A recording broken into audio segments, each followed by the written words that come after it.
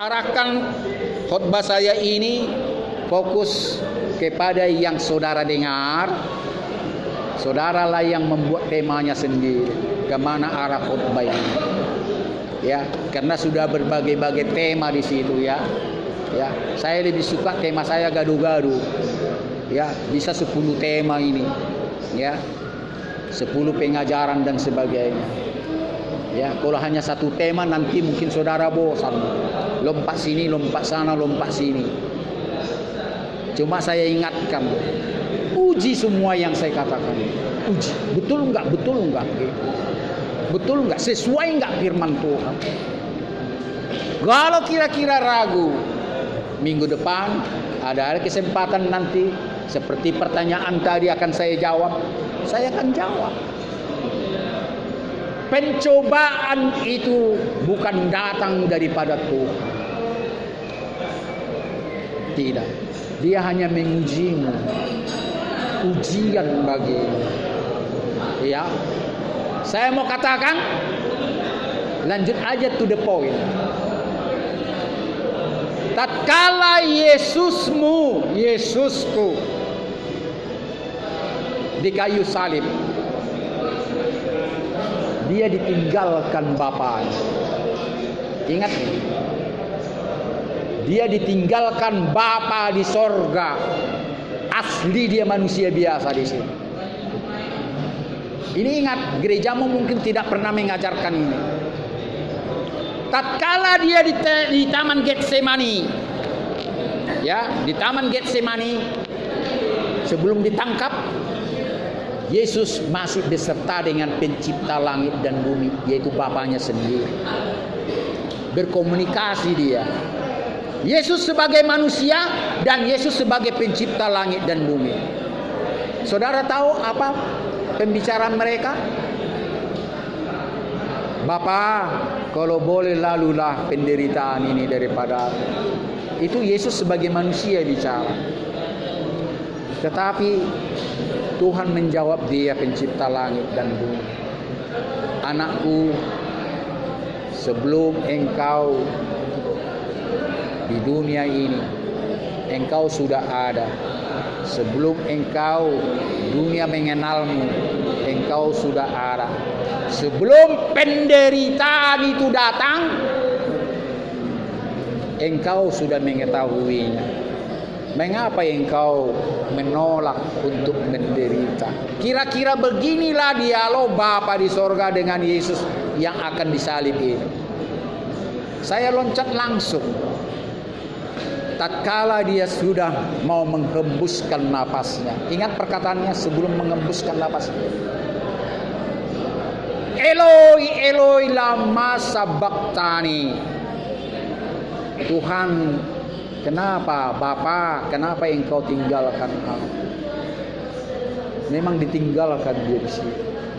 Roh Bapa itu tidak ada padanya. Murni manusianya Yesus yang menderita. Murni. Jadi ada agama seberang atau iman seseorang yang tidak seiman dengan Kristen. Terang dong, Yesus itu pencipta langit dan bumi, maka dia sanggup menderita. Itu salah. Ingat, pencipta langit dan bumi, Tuhanmu tidak perlu mati untukmu. Yang mati itu adalah juru selamatmu. Yang mati itu adalah Yesus sebagai manusia seperti dirimu sendiri. Tuhan itu tidak perlu mati. Dia datang dalam rupa manusia agar dunia tahu bahwa manusia di dalam Tuhan tidak ada kuasa maut. Kematian tidak akan menimpa dia selama-lamanya. Dia hanya beristirahat 3 hari. Kematian akan dibangkitkan. Setiap orang yang hidup di dalam Tuhan, mati di dalam Tuhan, maka ada kebangkitan untuk selama-lama. Inilah dipraktikkan sehingga saudara harus percaya. Saudara nanti mati akan dibangkitkan suatu ketika. dan hidup untuk selama-lamanya. Itu maksud semua ini. Kalau dia tidak mati dan dia tidak bangkit dari kematian dan dia tidak naik ke surga, percuma kita ini beribadah. Karena sudah dibuktikan, oleh karena satu orang berbuat dosa, maka semua orang telah berbuat dosa. Itulah Adam dan Hawa. Tapi oleh karena satu orang dibangkitkan dari kematian, maka semua orang akan dibangkitkan dari kematian. Dia naik ke surga apabila saudara setia sampai mati dalam iman. Apabila saudara bersama-sama dengan Tuhan, bersama-sama dalam penderitaan, maka saudara juga sama seperti kebangkitan Yesus Kristus. Sudah cukup? Jadi jawabannya itu adalah apa dikatakan tadi, kalaupun datang berbagai-bagai penderitaan, kalaupun datang berbagai-bagai cobaan penderitaan, terima kasih Tuhan, ada kesempatan saya untuk bertanding. Ada kesempatan. Jadi jangan saudara pernah, sering saya katakan kepada orang yang kehilangan hartanya, katakanlah sepeda motor, rugi 2 kali. Apa maksudnya rugi 2 kali? Sepeda motornya sudah mati, rugi dia mengutuk orang yang mencuri sepeda motornya. Mampus kau, ditabrak mobil kau, mati kau di jalan. Bila perlu kau menderita sampai mati kau yang mencuri sepeda motorku. Dimaki-maki. Bahkan rugi 3 kali. Apa yang ketiga? Dia stroke, mikir itu. Tiap hari dikutuk. Mungkin lebih dari 3 kali. Pertama, sepeda motornya hilang. Kedua, dia sudah berdosa mengutuk orang yang mencuri sepeda motornya. Yang ketiga, dia kena stroke, mikirin itu. Yang keempat, saudara tambahkan lain. Jadi jangan pernah saudara rugi beberapa kali. Kalau udah hilanglah. Tuhan, segala sesuatunya daripadamu dan aku akan kembalikan kepadamu. Ingat perkataan Ayub yang terakhir saya mau sampaikan. Perkataan Ayub ini dalam hubungannya pertanyaan tadi. Ayub, Bible menulis tidak ada penyakit yang lebih parah dari penyakit Nabi Ayub. Bayangkan penderitaannya kawan. Anak-anak gadisnya, anak-anak laki-lakinya mati semua bersama karyawan-karyawan. Sekejap. Termasuk lembu-lembunya, semua ternaknya mati sekejap, terbakar di makam. Terus datang istrinya, masihkah engkau beribadah kepada Tuhanmu? Tatkala Ayub juga dikasih kesempatan Tuhan, iblis mencobai dia dalam penderitaan, sampai-sampai dia korek-korek luka-luka dalam tubuhnya sampai tulang-tulangnya nampak. Itu tertulis di sini. Hancur tubuhnya ini. Ada beling dikorek-koreknya saking gatal dan sebagainya. Semua kawan-kawannya menjauh dari dia. Padahal dia orang saleh itu. Ayub orang saleh, tidak bercacat. Ditulis di sini. Dia orang saleh. Tidak panjang cerita ini, istrinya mengatakan, masihkah engkau beribadah kepada Tuhanmu? Karena istrinya tidak satu iman, bukan orang, katakanlah bukan orang Kristen, orang penyembah berhala istrinya. Sedangkan Ayub kepada Elohim Eka, Tuhan yang saleh. Terus apa dikatakan Ayub dalam kesaksiannya? Dengan telanjang aku keluar dari rahim ibuku, dan dengan telanjang pun aku kembali kepada Tuhanku. Itu semuanya ditinggalkan dunia ini. Jadi harta anak-anaknya dan semuanya ditinggalkan. Memang dengan telanjang kita kembali kepada Dia. Jadi inilah kalau ada pertanyaan tadi, kalau pencobaan itu datang dari mana? Ya, kalau Tuhan mengujimu terkadang sampai sejauh mana? Mau saya tambah sedikit lagi biar jelas. Tatkala Yesus mengajak murid-muridnya dan orang-orang banyak naik ke gunung. Sudah, kalau nggak salah pernah saya khotbahkan. Sebelum kita naik ke puncak gunung, semua orang membawa batu, cari batu di bawah sini. Ingat khotbah saya? Terus bisik-bisik mereka. Kenapa Yesus ini menyuruh kita bawa batu? Di sana kan banyak batu di atas. Ya kan? Di gunung mana tidak ada batu? Di puncak gunung mana selalu yang besar yang kecil ada di sini. Ngapain kita disuruh? Udahlah, mungkin biar kita jangan beol di jalan. Sampai sekarang kan banyak ajaran nenek-nenek tua. Kantongi batu perjalanan jauh biar kau jangan beol. Ketawa dia. Saya pun pernah dengar itu. Anti beol itu batu kantongi kata. Mungkin biar kita jangan beol, biar yang dimakan harimau nanti atau anjing hutan. Udahlah, kantongi aja yang kecil, bawa. Ada yang kecil, ada yang besar. Terus ada yang membawa besar, diketawain. Ngapain kau bawa batu-batu besar? Udah bawa aja lah. Ini banyak orang ini. Ini kisah nyata loh, bukan saya tambah saya kurang. Ada di sini. Ada yang setia, bawalah sebanyak-banyaknya. Persoalannya Yesus mengatakan, bawalah sebanyak-banyaknya semampu engkau. Tapi dipakai manusia akal-akalan lah. Udah nanti di sana kita ambil. Banyak kok batu di sana. Inilah manusia tidak setia dengan perkataan. Dia pakai otaknya. Ini khotbah ini mendalam loh ini. Kalau saudara nonton, dalam artinya ini. Kalau Tuhan mengatakan apa lakukan, jangan pakai otakmu, jangan pakai akal-akalmu. Sampai engkau tidak bawa, engkau ambil dari puncak. Ini manusia sekarang banyak ini. Termasuk menipu itu, berbohong sama Tuhan.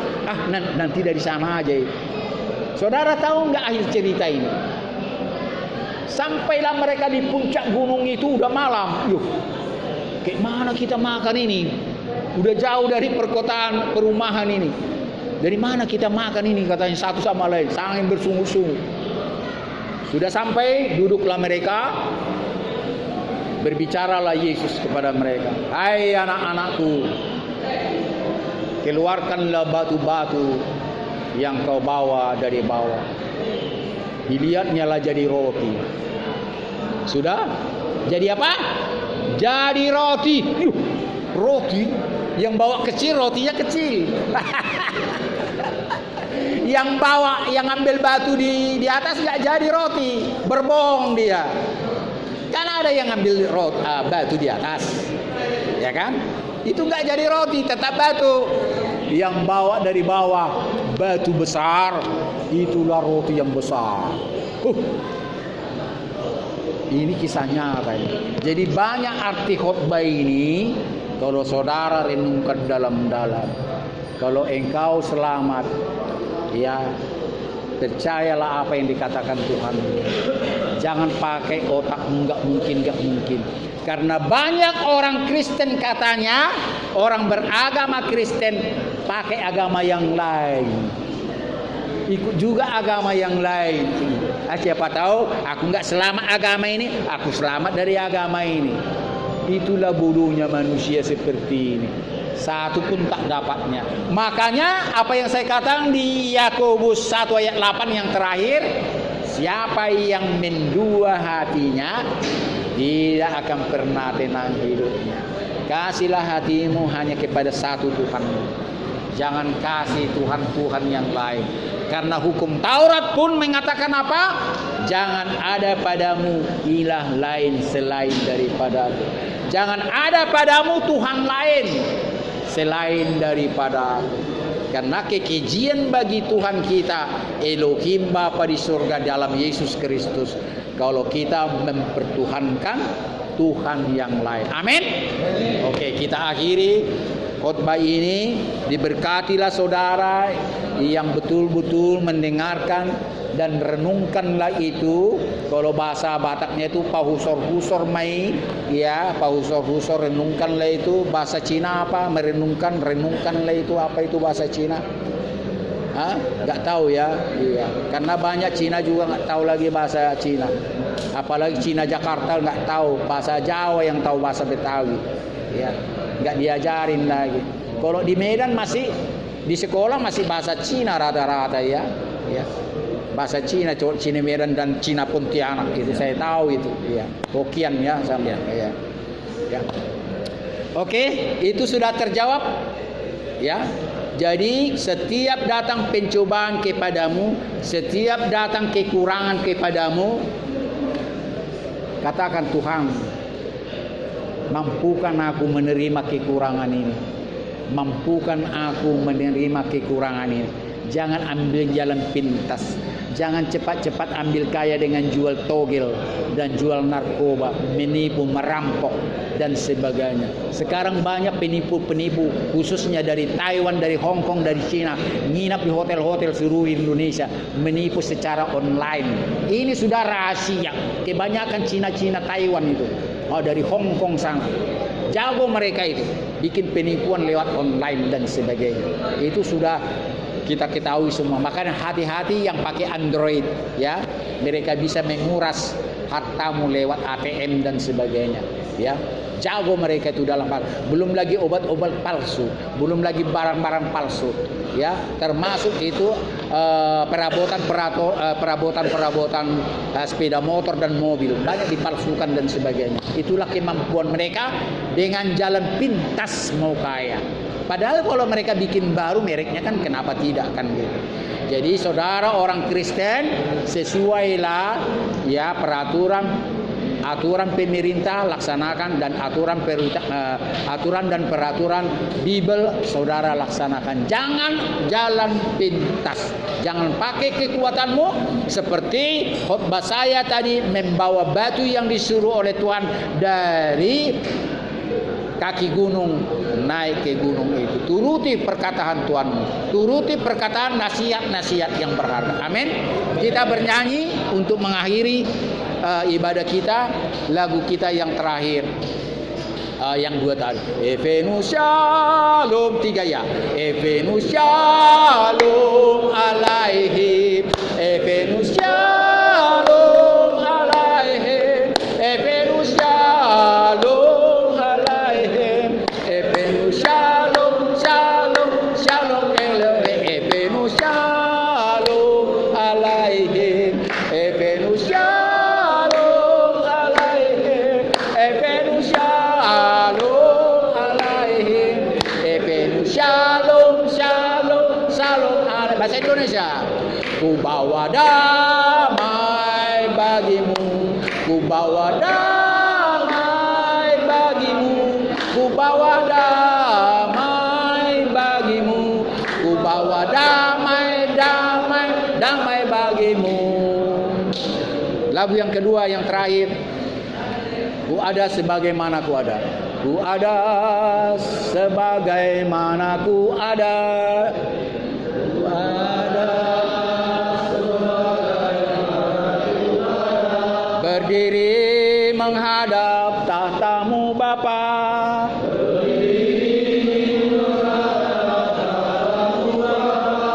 semua karena anugerahmu, anugerahmu yang telah selamatkanku.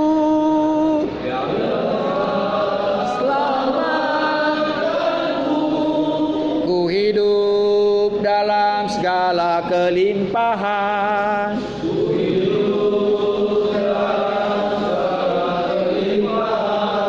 ku layak untuk melayani Tuhan,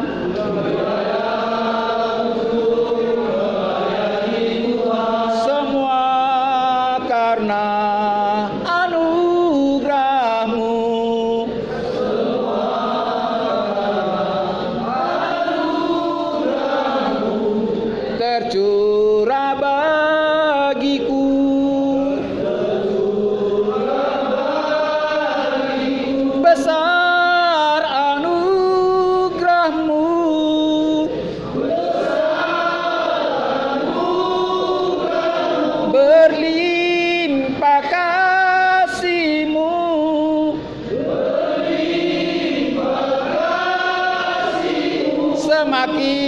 semakin hari semakin bertambah.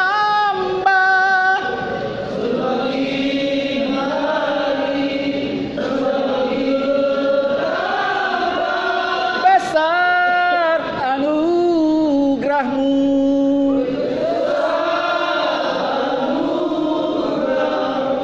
Sambil berdiri kita, ku ada sebagaimana ku ada.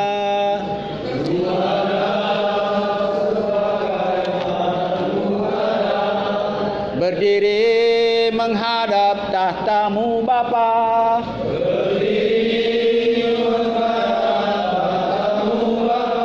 Semua karena anugerah-Mu.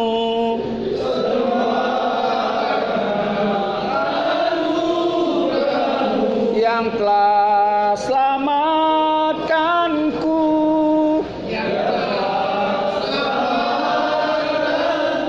Ku hidup dalam segala kelimpahan.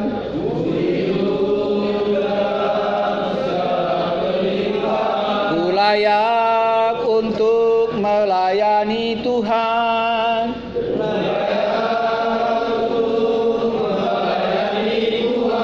Semua karena anugerah-Mu.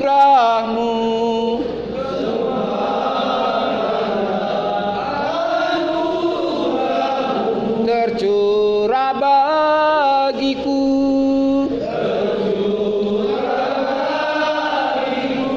Besar anugerah-Mu.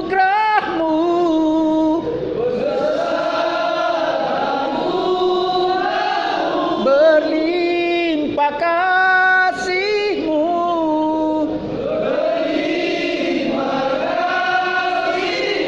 Semakin hari semakin bertambah.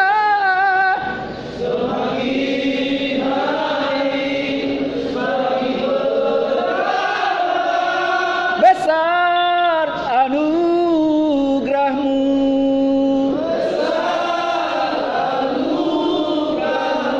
Besar anugerah-Mu.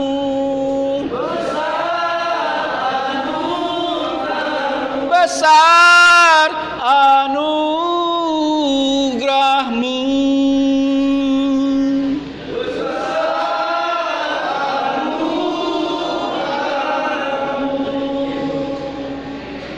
Dengan cara hikmat saudara berdoa, boleh saudara berlipat tangan, boleh saudara mengangkat tangan, terserah saudara menghadap Tuhan pada saat ini berdoa. Saya merasakan Tuhan melawat-Mu saat ini. Ibadah yang berarti bagimu di tahanan Polda Sumatera Utara ini, yang seharusnya saudara mengeluh, tetapi saudara masih bisa bergembira. Saudara masih bisa bersorak-sorai. Saudara masih bisa senang. Percayalah, semuanya itu karena anugerah Tuhan-Mu. Saudara, dengan sikap berdoa, dengarkan ajakan saya ini sebelum kita berdoa bersama. Lewat lagu tadi, saudara sudah aminkan. Saudara beribadah itu di saat ini karena anugerah Tuhan. Saudara bisa berlimpah kasih setia Tuhan yang seharusnya saudara murung, tetapi dibuat engkau sukacita, damai sejahtera. Itu pun bukan karena engkau dalam kesalehanmu, tapi karena Tuhan mengasihimu. Tuhan memberikan anugerah pengasihan kepadamu, sehingga engkau boleh bermasyur, bergloria, memuji Dia, tanda Dia hidup dan setia kepada janjinya. Setiap orang yang percaya kepadanya, Dia akan memberkati. Dia akan menuntun kepada jalan kebenaran dan hidup. Dan saudara bisa dalam kesehatan, dan saudara dalam keadaan apapun hari besok dan untuk selama-lamanya, sampai saudara selesai persoalan hukum saudara. Sampai nanti saudara di penjara, saudara kembali dari penjara, lembaga pemasyarakatan, percayalah bahwa Tuhan tidak akan pernah meninggalkanmu. Dia setia kepada orang-orang berdosa. Dia setia kepada orang yang tidak sesuai dengan firman-Nya. Karena itulah Tuhan datang ke dunia ini dalam rupa manusia untuk menyelamatkan saudara dan saya tidak mati di dalam dosa. Akulah jalan kebenaran dan hidup. Tiada seorang sampai kepada Bapa kalau tidak dengan aku. Dengan matinya Yesus, darahnya yang tertumpah, bilur-bilurnya sudah menyelamatkanmu. Tinggal sekarang serahkanlah dirimu secara total. Jangan pakai akal okolmu. Kalau Tuhan menyuruh engkau membawa batu dari kaki gunung ke puncak gunung seperti khotbah tadi, lakukan sebanyak-banyaknya. Lakukan sebanyak-banyaknya. Padahal batu-batu itu menjadi roti yang kelak engkau makan. Siapa yang tidak membawa batu, dia tidak memakan roti. Siapa membawa batu kecil, dia memakan roti yang kecil. Siapa membawa batu yang besar, dia memakan roti yang besar. Karena itu firman Tuhan sudah disampaikan kepadamu. Perhatikanlah, renungkanlah dalam-dalam, agar firman itu boleh berbuah, bertambah dan bertambah. Karena Dia berkata kepada setiap orang, aku tahu kepada siapa firman-Ku kuberikan. Aku tahu kepada siapa firman-Ku kuberikan. Dan dia apabila kuberikan dan tidak kembali dengan sia-sia. Percayalah, firman Tuhan yang sudah disampaikan kepadamu akan memuliakan Tuhan dan memuliakan kerajaan-Nya. Kita berdoa, dan dalam berdoa ini ingat saudara-saudaramu. Dalam berdoa ini doakan juga mereka, istrimu, suamimu, anak-anakmu, orang tuamu, saudara-saudaramu, agar sama seperti engkau diberkati Tuhan dalam kesempatan ini. Mari kita berdoa dengan sungguh-sungguh. Arahkanlah pikiranmu, dan sambil kita nanti menerima berkat yang luar biasa daripadanya. Tiba waktunya Elohim Bapa di sorga El Sebaot, kami mengakhiri ibadah kami bersama Roh Tuhan. Sucikan dan sempurnakanlah dari lagu-lagu kami, dari doa kami, dari perenungan firman kami. Biar semuanya ini Tuhan memuliakan kerajaan. Dan kiranya boleh menjadi berkat bagi kami dan kepada orang-orang yang kami doakan saat ini. Bapa, semakin bertambahlah Engkau mengajari kami untuk pengenalan akan firman-Mu, dan mampukan kami berserah secara total kepadamu. Bukan akal-akalan Tuhan, tapi kami mau tuntunan Roh Kudus menuntun kami di saat kami dalam penjara ini, dan setelah keluar kami dari penjara manapun juga, baik penjara dalam tahanan polisi maupun penjara dalam lembaga pemasyarakatan. Tuhan, kami berserah kepadamu, dan setelah kami bebas untuk selama-lamanya, mampukan waktu kami pergunakan untuk memuliakan-Mu, dan mampukan kami meninggalkan kebiasaan perbuatan-perbuatan kami yang jahat, yang lama, yang tidak berkenan di hadapan manusia, terutama di hadapan-Mu Tuhan, sehingga kami terbebas dari kematian untuk selama-lamanya. Kami doakan saudara-saudara kami yang jauh. Kami doakan semua orang-orang dalam sel ini, tanpa terkecuali lawat mereka. Sembuhkan, pulihkan segala sakit penyakit, dan berikan mereka, teguhkan imannya, berikan sukacita damai sejahtera setiap saat, sekalipun mereka hidup serba kekurangan di tahanan Polda Sumatera Utara ini. Terima kasih Bapa. Ampunkan dosa dan pelanggaran kami yang belum kami akui kepadamu, yang belum kami akui kepada sesama manusia. Biarlah pengakuan dosa kepada sesama manusia dan kepadamu terampuni oleh-Mu.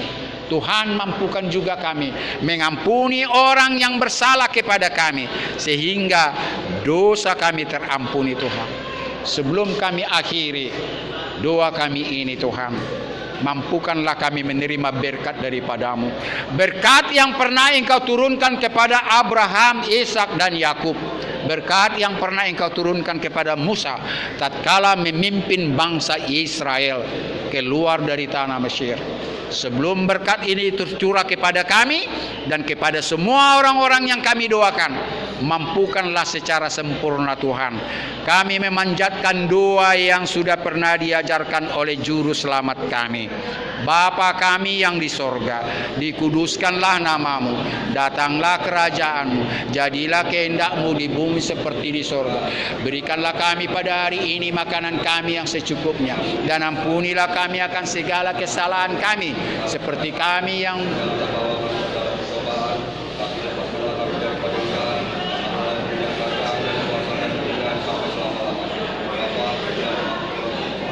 Tuhan Elohim Bapa di sorga memberkati dan menaungi Engkau bersama orang-orang yang Engkau doakan saat ini.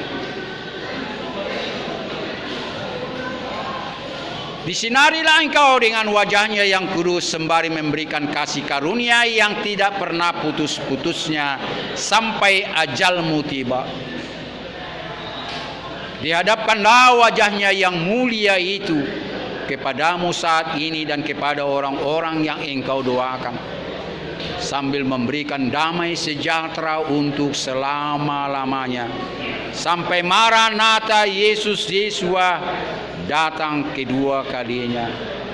Bapa terima kasih, Bapa terima kasih, Bapa di dalam surga, ku berterima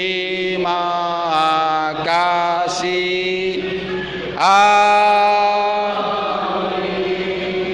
Shalom Elohim. Elohim Shalom.